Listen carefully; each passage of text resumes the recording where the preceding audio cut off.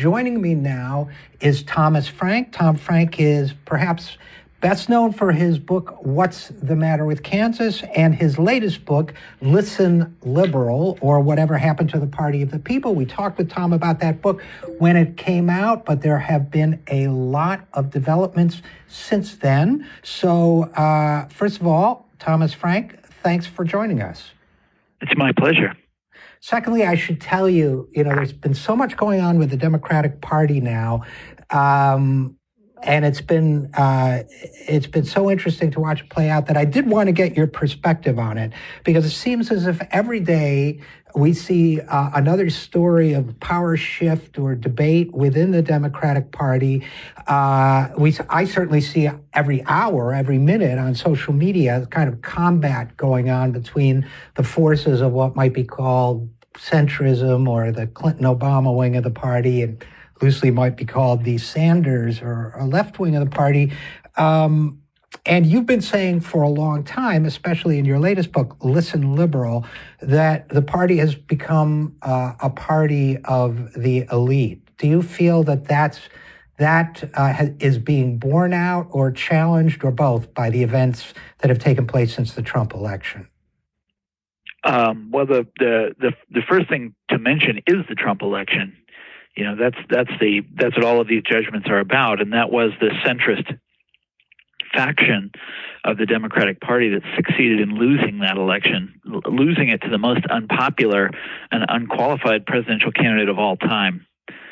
And I also want to remind you of one other thing, that the centrist faction of the Democratic Party, this is who I describe in Listen Liberal, and how this group came to dominate the Democratic Party, that these people sold themselves to Democrats over the years as the winning faction, the faction that would deliver victory. They would sell you out on all these principles. They'd sell you out in all sorts of ways. But they would forget about the New Deal and forget about what Democrats had traditionally stood for. All that was gone. They were new Democrats, but they would win elections. Right. And just to jump in for a second, I think that's a great point. I think one, they always said, don't let the perfect be the enemy of the good. That was Bill Clinton's favorite line, meaning don't let your purism prevent you from winning. So, okay. I know. How about letting the bad be the enemy of the good? Right. With Bill Clinton, this is a guy. You remember you read Listen Liberal when it first came out. Right. Now it's out in paperback, right? So now it's all affordable and everything. But a big part of Listen Liberal is concerned with the legacy of the Bill Clinton years. Right. And this guy, he basically accomplished the Reagan agenda. He got things done that the Republicans never dreamed of getting done. NAFTA was a Republican trade agreement that they couldn't pass through Congress. Welfare reform was a big Republican proposal. Bank deregulation. Republicans had wanted this forever, but Reagan couldn't get it done. Clinton got it done. In all three of these cases, and many more, like the balanced budget, telecom deregulation, he accomplished the conservative agenda.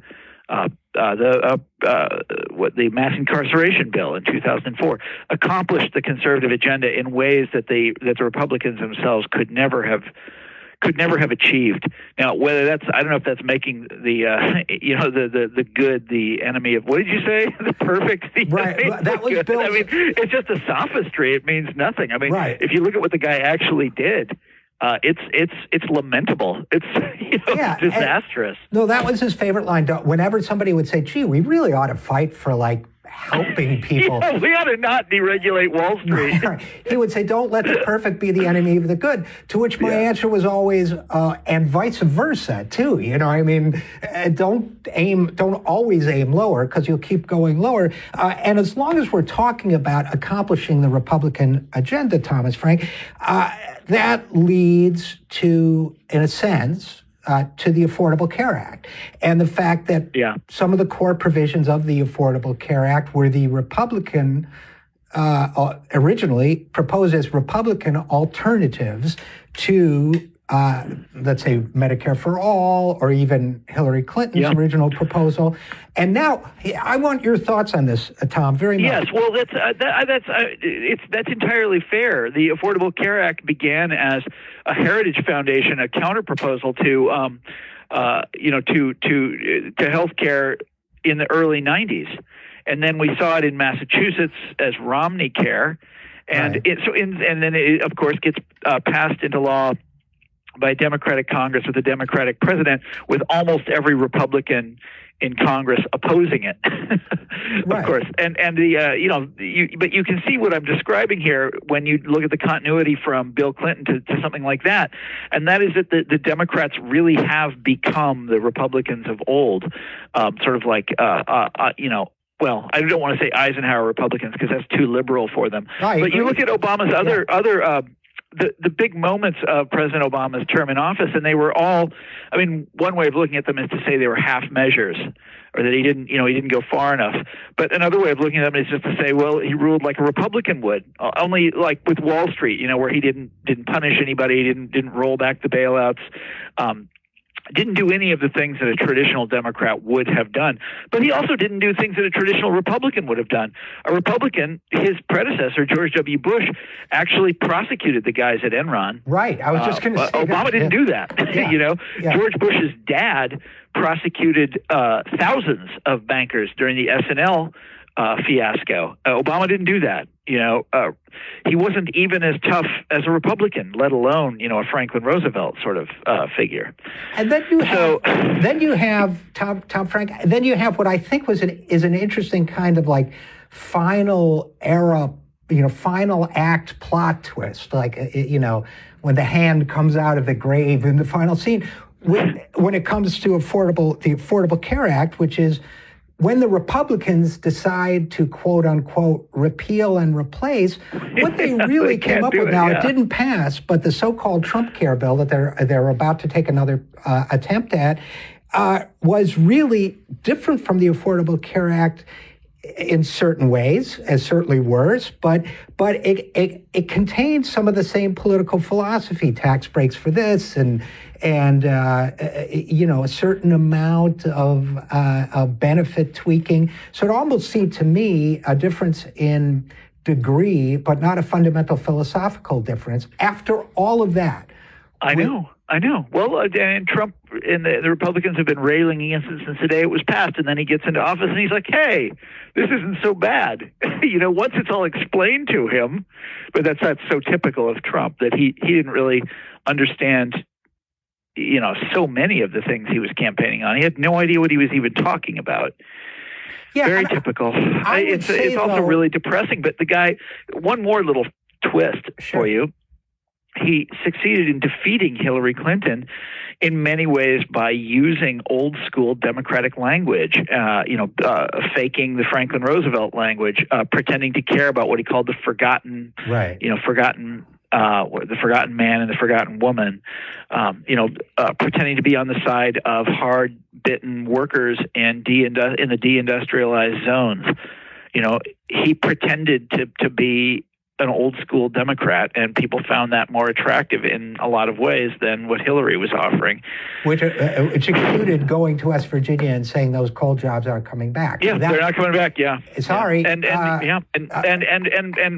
the way, when she did that, also condemning the sort of intelligentsia of the Democratic Party to have to try to come up with an explanation for that for the next 4 years, and turn that into the party's reason for existence, because we understand things like that coal is going away, and we know all about automation and this sort of thing, and everybody else doesn't. It's just so ugly what has happened. Yeah, and I want to talk about, there are two areas I want to make sure we have time to get into. Thomas Frank, author of Listen Liberal, which is now out in paperback.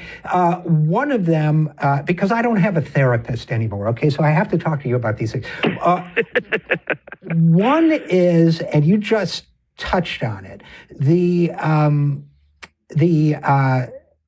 sense of not only superiority, but almost dismissive superiority, typified by a lot of people who lined up behind Hillary Clinton, who basically not only said, I disagree with you on this policy, let's say, whether it's Medicare for all or anything else, but I disagree with you with a level of contempt that is essentially tribal. That is, I disagree with you. Paul Krugman, for example, wrote a piece about Gerald Friedman, an economist at the University of Massachusetts, who wrote an analysis of Bernie Sanders' economic agenda that said it would cause substantial growth. Now, that's classic Keynesian interpretation of what Bernie would do. I remember this dispute, Yeah. Jerry Friedman, who says he supported Hillary Clinton and said it at the time, Krugman and others responded with this.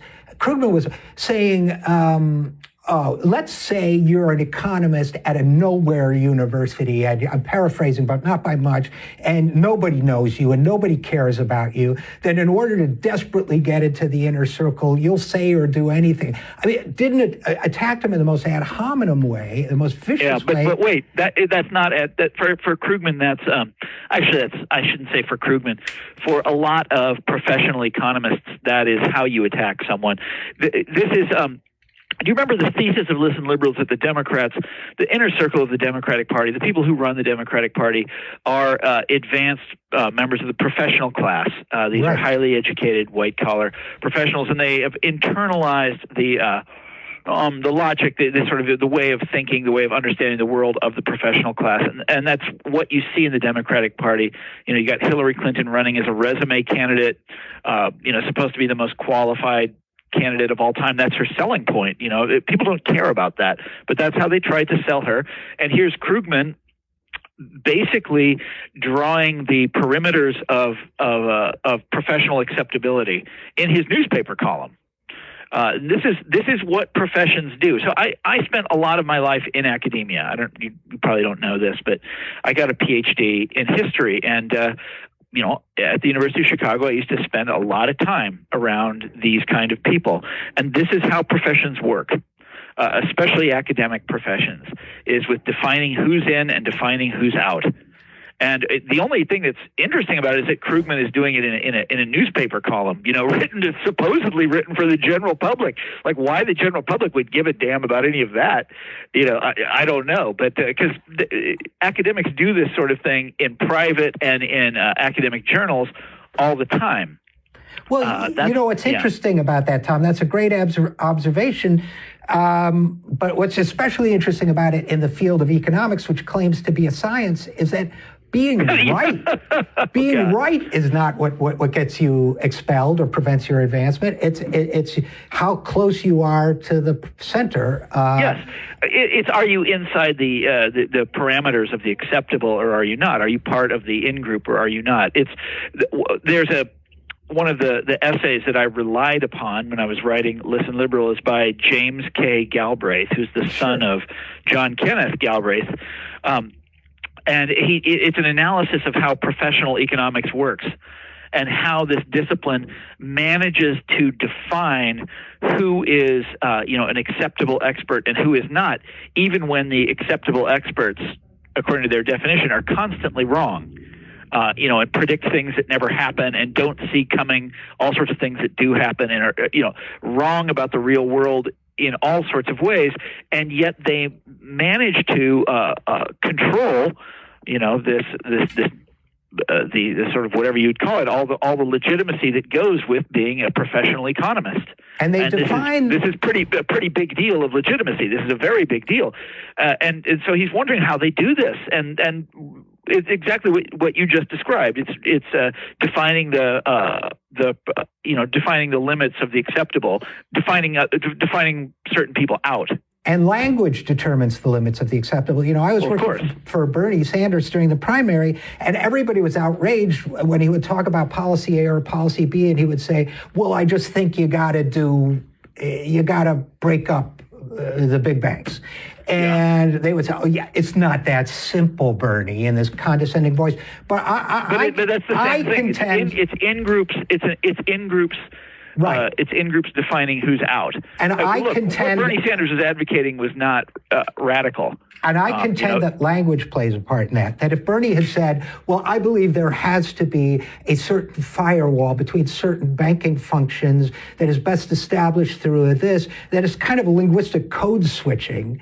Yeah, so that may have worked, but a big part of the problem is Bernie himself, that he is not part of the cool kids club. Right. And he's always been outside, and he still is. And by the way, I say this as an admirer of Bernie Sanders and, as someone that actually voted for him in the Democratic primaries. And the way they treat him, the contempt with which these people treat him is remarkable. And by the way, it goes on to this day. There was a story, I'm forgetting where I saw it, but it was during the campaign where it was written by some Democratic insider explaining why Bernie Sanders was unacceptable. And they said, his ideas are not radical, his ideas aren't strange, his ideas are even good ones. But we in the in-group, the Democratic in-group, don't talk that way. It's sort of what you're saying. Yeah. He uses the wrong terms to describe these things, and he's not. But most importantly, it's just simply that he is not part of our set. He and his supporters, he and his followers, he and his advisors are not part of our group. And that's, it seems trivial and stupid, but I'm here to tell you, if you are listening outside of Washington, D.C., that is how Washington works. And that is also how Democrats lose. And yeah, no kidding, because they can never see this. Right. They're so deep inside of it because it's they themselves. This is how they think. And they can't see that this how repugnant this is to the rest of the country. Well, and in the time-honored phrase, and we're going to have to end it with this, but in the time-honored phrase, we'll apply it to the Democrats. How's that working out for you?